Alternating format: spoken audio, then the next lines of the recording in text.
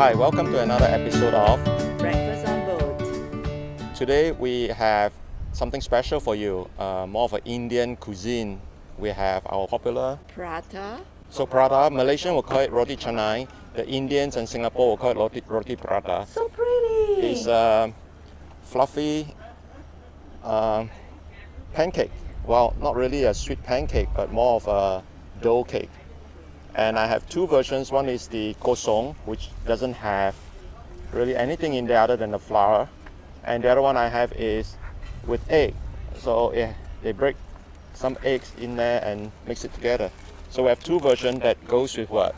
How do you eat this? Oh, I have to show this. What do we have here? This is fish curry. So it's hard to tilt it towards you. And we have chili potatoes, I think.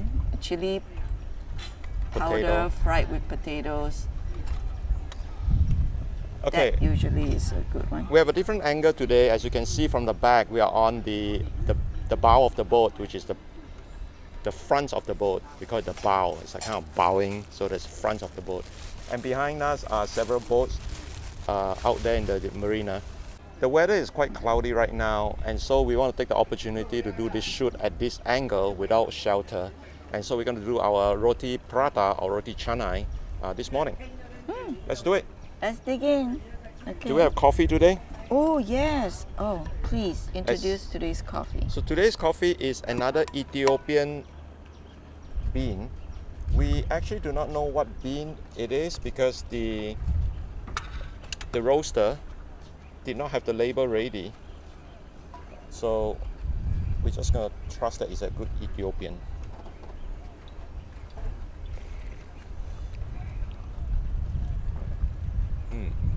I like it.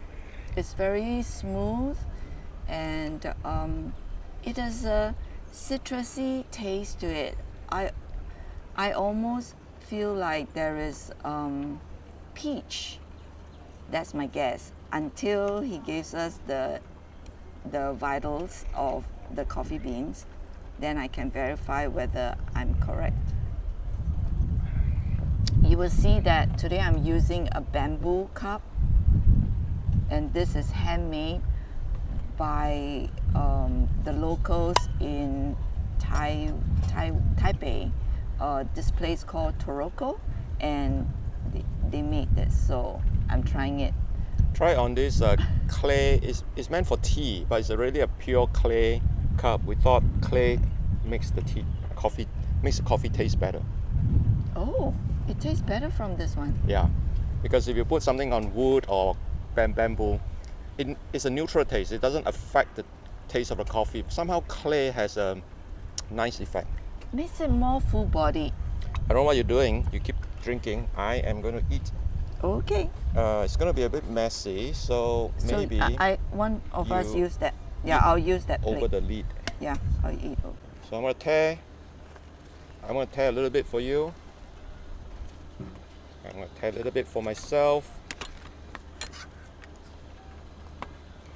Eating Roti Pratha, you need to use hands. There's no other way around it. And I would just dunk into this curry. I'll eat it neat first to really taste the Pratha. Now wrap it with the potato.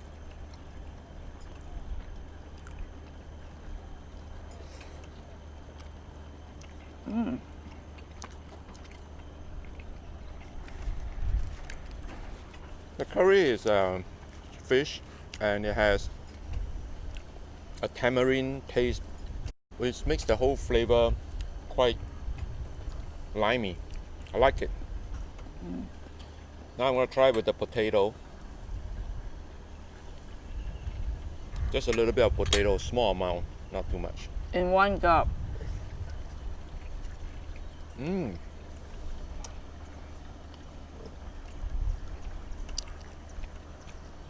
Cannot talk.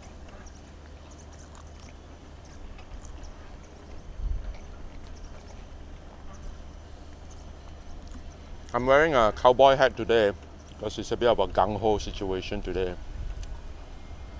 Our boat actually drifted off a little bit the stern part of the boat, which is the back part, drifted off a little bit to away from the point that we tied to, because the rope that we used to tie to the boat was cutting against the metal part of the boat, and over the days it actually cut off, and so it got dislodged. Fortunately, we have 3 other points, and so the boat was kind of pivoting this way, and the tail of the boat is kind of swinging to one side. Fortunately, Siva, the friendly neighbor, informed us, and so that's why we came here today to retie up the boat. I like the coffee when it cools down in the bamboo cup. I actually like it. I'm eating the Roti Pratha, Roti Cannai with egg. And my good old friend Chong Kim said, he's an American Korean, and he'll say, Prata egg, Prata egg. I said, what Prata egg? I said, Prata egg. It's kind of his American accent. I said, oh, Prata egg. Prata with egg, so Prata egg, Prata egg. So I'm eating Chong Kim Prata egg. Dip generously into curry, and don't worry about getting your fingers dirty.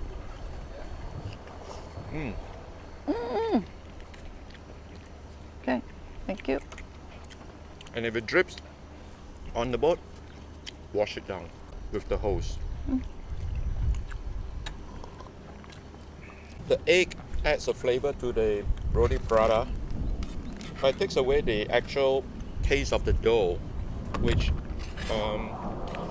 Roti Prata is made of a certain flour. They call it atta flour. Atta flour is a wheat-based flour, which is healthy,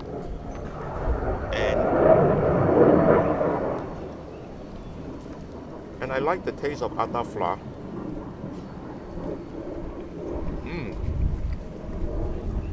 By now, you have realized that eating prata or roti canai is a messy thing.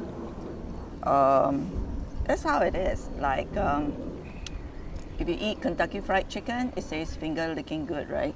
This is also finger licking good. Have fun! But I must say that we are still not so good at eating with our fingers. According to my Indian friend, you only use one hand, you don't use 2 hands. You can see both of us are using 2 hands.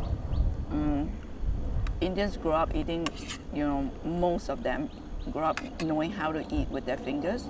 And the thing is, you don't dirty your finger past these notches, and only one hand. And the other hand is totally clean. They can use one hand to tear the prata, dip and eat and whatever. And the very skillful ones never dirty past this knuckle. I was taught by Raj Kumar, my Indian roommate, while we were in school in Canada.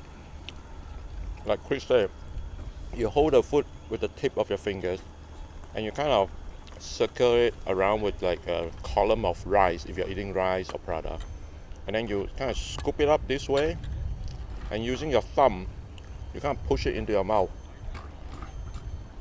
So I'm going to demonstrate how that is done. I'm double dipping here. So imagine I'm scooping it with my fingers, as you can see, and usually it's just a bite size, so don't take something too big so that you don't have a full mouth. So a small bite size, scoop it up, and then using your thumb.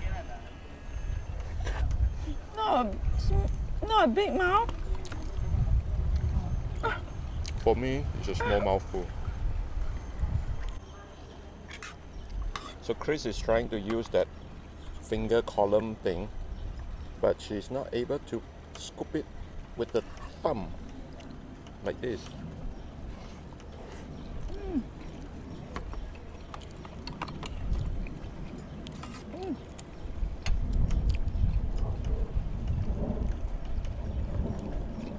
My last piece, I'm going to just dunk it into the curry, let it soak for a few minutes, while Kris continues her story. And by the time she finishes her story, I have a nice soaky piece of prata in there. I know you are a corporate trainer and you train a lot of CEOs and their spouses. What are some of the highlights of your coaching? Always ask a question when the mouth is full. The highlights is I get to work with different people from all nationalities, and I learn from them. Like I work with people from Pakistan, UAE, Mongolia, Russia, Latvia, Lithuania, and so from there I learn about their way of life through sharing and how they see, how they see equal rights and how they see conflicts, how they deal with conflicts, and I work with them on that. The diversity is just great. And also I get to go to different countries and explore a little glimpse most of the time. But there are times where I just go to the hotel from the airport and go to the airport from the hotel and literally don't see much of the city. That would be a low. Some of the lows are, I would say most of the time they're very good people. At the same time, there are people who are a little disappointing. There are people who took my notes, which I clearly told them is copyrighted, books that are copyrighted, and they took it to make copies during lunch break when I'm not there. So that's disappointing and unsettling for me. Overall, they all treat me very well, and that's a highlight for me. What about you? What is the highlight, and what is not so pleasing for you in your job as a corporate trainer, consultant, and coach? That's a good question. It's very simple. I fly in, I do the training, and sometimes I fly out on the same night or first thing in the morning. It is almost like going to work, except that I'm flying into a different country. The work itself was really fun. I was very intense in my training. I deliver it. I get the people to get the maximum value. I do a lot of leadership and management training. And after a while, after like 20, 30, 40 trips, I started to feel like some of the evening in a hotel alone, eating, drinking by myself, started to be a bit lonely. And I started to realize I actually enjoy being lonely. So that's actually a highlight of my work. Especially after a hard day's work, you really want to be by yourself. The traveling part was the downside. I don't like the airport, the queuing, the getting from hotels with taxis. Meeting people was really good. When you do training, a lot of people show you a lot of respect and consideration, mostly. The last part is the culture. When I go into India, the culture of people learning is very different from China, Thailand, Vietnam. Just understanding the culture is interesting. I must say the most interesting one was I was doing my first training in Munich. I have French, German, British, national, European origin in my class. To get the culture to learn together was very interesting, where the German will be very structured, the French are kind of easygoing, the British will talk a lot about doing it before the doing it. I mean, I'm generalizing, but that was some of the challenges that you would say is a job, but to me, it's a fun part of multicultural experience. Now, the prata is totally soaked right now. It's almost like dough in a soup or something. A very soggy cloth. Yeah. So this is another way to eat it. I would have. I'll have a bit for you if you want. Oh, okay. There's Thank one you. more scoop, small scoop. Just a small one. You Okay. start with a mouthful, you end with a mouthful. I'm seeing a little bit of a red dot somewhere around, and that's because the curry has gone into my glasses. I noticed you have something here. Yeah, so this is a scone. Usually scones, we eat it with like butter and a jam. Today we don't have, so I'm gonna just eat it as it is. Get a small piece, I'll get a big piece. Oh, what if you dip it inside of the fish curry? Good idea. I'm Not just for me. eat it neat first. It tastes better this morning than last night. How so? Maybe I just have curry. So my mouth is full of spiciness, and this sweetened part help to neutralize the acidity.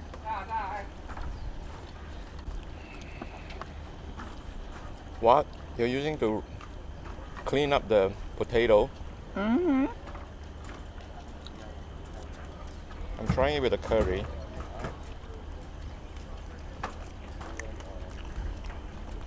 Actually, it's quite good. It's actually quite good. We try to You know why? dip it. Because it's a bread. So scones with fish curry is the new thing in town. Ladies and gentlemen, sourdough scone. Too bad you drank most of it. No, it's perfect. It's enough for you to clean up. Actually, it's good. I must say. So Kris, let me ask you another question before we wrap up. Your two children are living in the US, independent, working, and you're living here. A lot of people like to have the family close by. How do you deal with this situation that you're away from your kids? How do you handle it?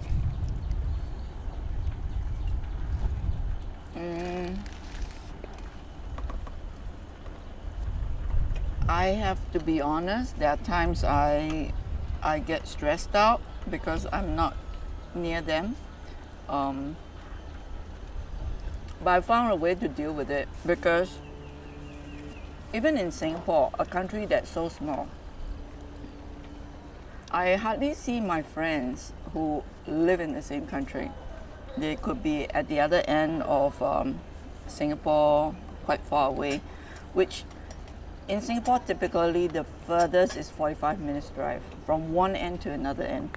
So what's the difference? So I imagine my kids are in the far end of Singapore. It makes me feel better. And then I can call them, FaceTime them anytime I want. For me, I like the fact that the kids are independent. They're building their life, making decisions on their own. They're faced with problems like roommate, housemates, and they deal with selection of places that they need to move to every summer or when the lease runs out.